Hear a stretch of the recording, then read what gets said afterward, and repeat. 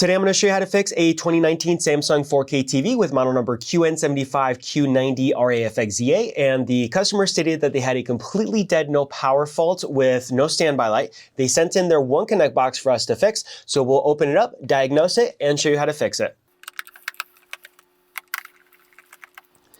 For those of you who don't know me, I'm Nick. I started Nick's TV Repair over a decade ago, and since then have fixed over 1,000 One Connect boxes.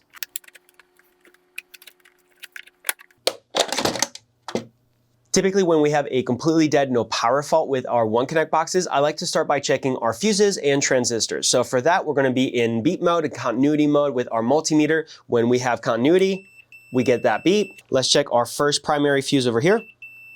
We have a beep, that means we have continuity. That's a good fuse. Let's check this other one over here. Also get a beep, also good. And we have our third fuse. Oh. We had a beep for a split second, but it went away, and now we no longer get a beep, which confirms that this fuse over here is blown and will need to be replaced. Now, of course, the fuses don't blow for no reason. Typically, it's because there is a shorted transistor down the line. If we take a look over here, these are the two closest transistors to that fuse. I'm going to put one lead on the center pin, and with my other lead, I'm going to check for continuity on the outside pins. I have, oh, you know what? I didn't get a beep, but I'm reading a very low resistance. I'm reading 65 ohms, and it's actually going down 63. So what that tells me is that that transistor is actually shorted. Even though I don't have a dead short at 0 ohms, it is shorted because it's supposed to be in a much higher resistance reading. I'm also going to measure the other side of that transistor, so on the other leg. Okay, and on this one, I am getting a beep. I am getting a lower reading. I was getting all the way down to 25 ohms. So that further confirms that transistor is shorted and will need to be replaced. We have the other transistor next to it over here. Also getting continuity. That means that one is also shorted and will need to be replaced. Let's disconnect the power supply from the rest of the main board in the box.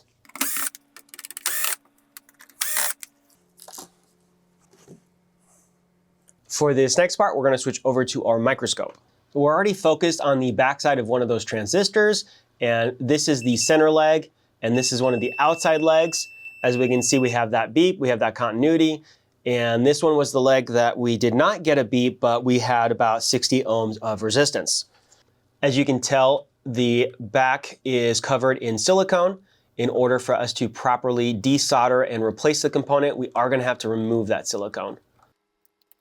If you have a defective One Connect box that you would like to send in for us to fix, we offer flat rate services, which come with a 1-year warranty. Those are available on our website, which I will link in the video description down below, as well as in the top pinned comment. For the desoldering process, we're going to start by adding solder to our joints. We want to get good flow with the solder.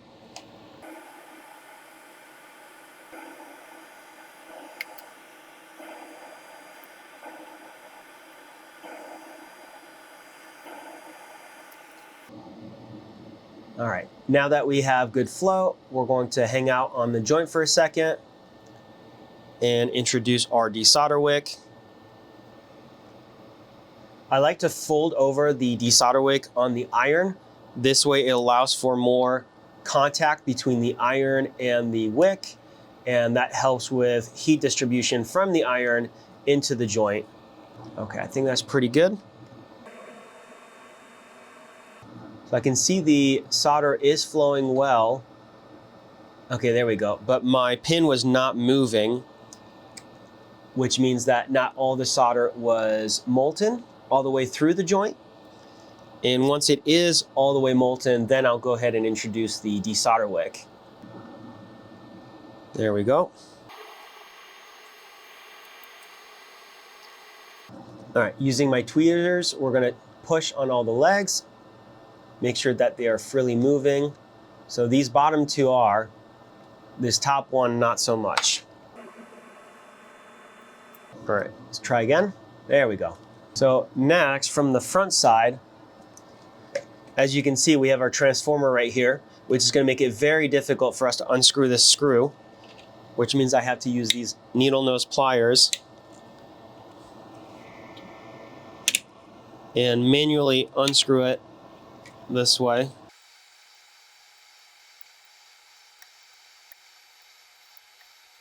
There we go. Okay, so at this point, the screw is loose, but I still can't remove it because the transformer is too close. There we go. There we go. Now, for the next one, and we'll just repeat the process.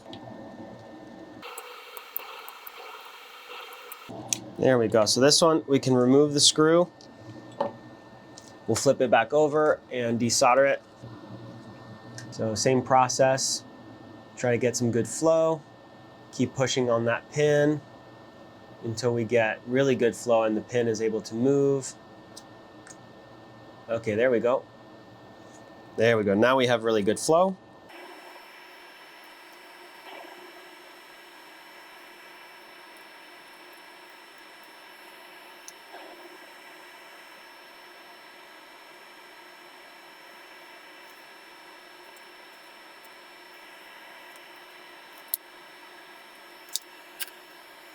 All right, let's check.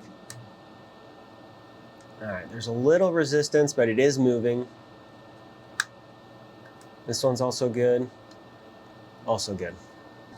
All right, let's go ahead and get it off that heatsink. I do have to put quite a bit of force. So we're still in continuity mode. So this transistor here is defective. We have that short on only one side, but we have 97 ohms on the other. And then for this one, also have that short. And on the other side, we have 54 ohms. Okay, so both of these are defective and need to be replaced. But one thing I'd like to do is another check on the board itself now that the components are out of circuit. So we have open, open, and open, and open. As a replacement, we're going to be using these transistors. So in order for them to fit in the spot, we are going to have to bend that middle pin forward a little bit.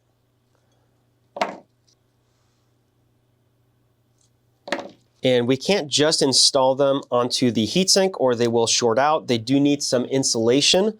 So we're going to be putting some double-sided thermally conductive tape. And so electrically it's non-conductive, but thermally it is. And using our X-Acto blade, we'll cut out a hole for our screw.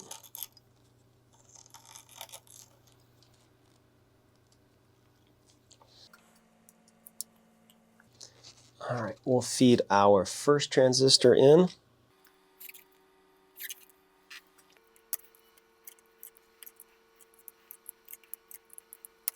All right, it's nice and snug. And our second transistor.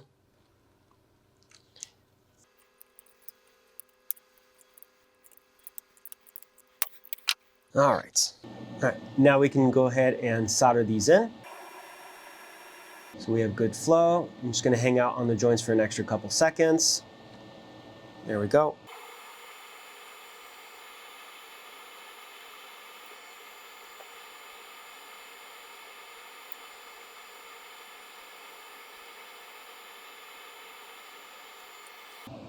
Next, we'll cut off the leads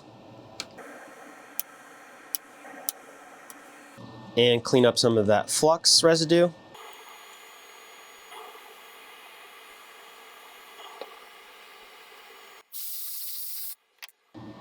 All right, everything looks good, everything looks clean. Our next step is to replace the fuse, and that's going to be location ID FP901S. So we have this joint right here, and this joint over here.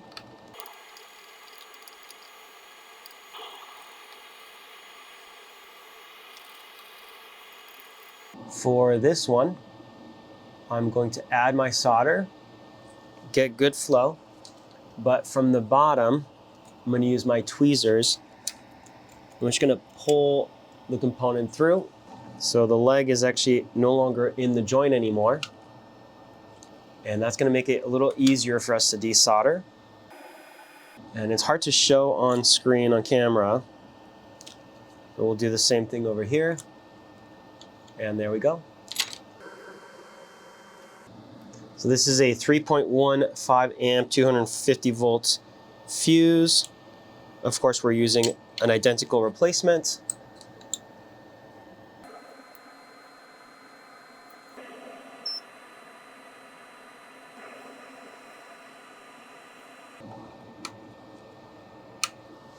So for this one, I didn't actually get the flow I was hoping to get.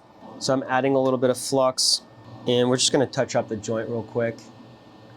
It would have been fine, but the solder didn't flow quite exactly how I wanted it to. There was a small horn on the right joint.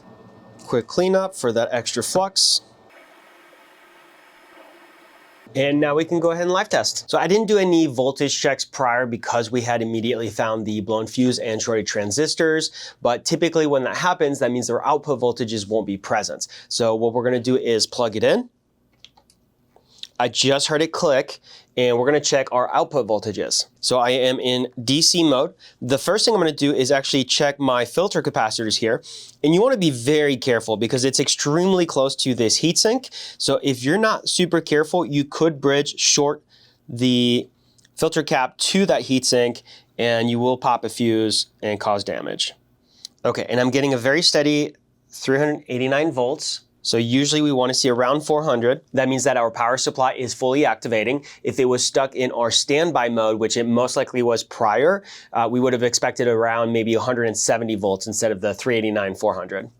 For the output voltages, using my chassis ground, which is the screw hole here, I'm going to put one of my leads to this component just on the top. And we're supposed to get about 12 volts, which is what we're getting.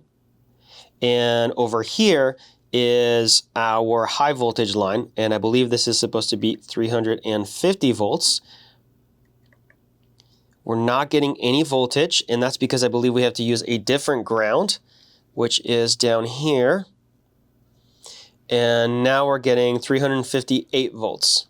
Now that we have confirmed our output voltages are present, let's put the box back together and live test it with our TV. Now this is a 50-inch The Frame TV that came out a few years after. It's not the exact TV that this One Connect box was built for, but it is a compatible that we can use to test.